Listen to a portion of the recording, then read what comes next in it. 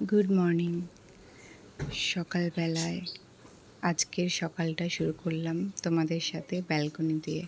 আমার ছোট্ট ব্যালকনিতে আমি অল্প কিছু গাছ লাগিয়েছি, আর সেই গাছগুলোকে না ডেইলি সকালবেলায় ওদের সাথে কিছুক্ষণ থাকি। আর আমার ব্যালকনিতে ছোট ছোট কতগুলো পাখি আছে, ওগুলোর সাথেও আমার ভালো লাগে সকালবেলাটা কাটাতে।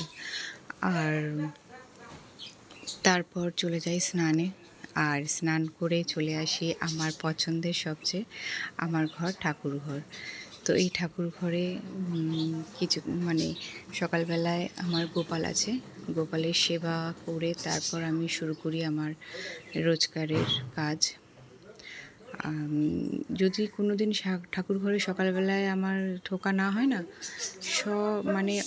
অনেকটা দেরি হয়ে যায় ঠাকুরের পুজো করতে, আর সেটা আমার একদম ভালো লাগে না।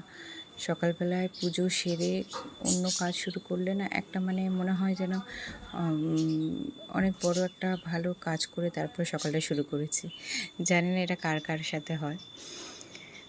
আর সকালবেলায় ছেলে মেয়ে যখন স্কুলে চলে যাওয়ার পরে অনেকটা টাইম আমি ফ্রি থাকি।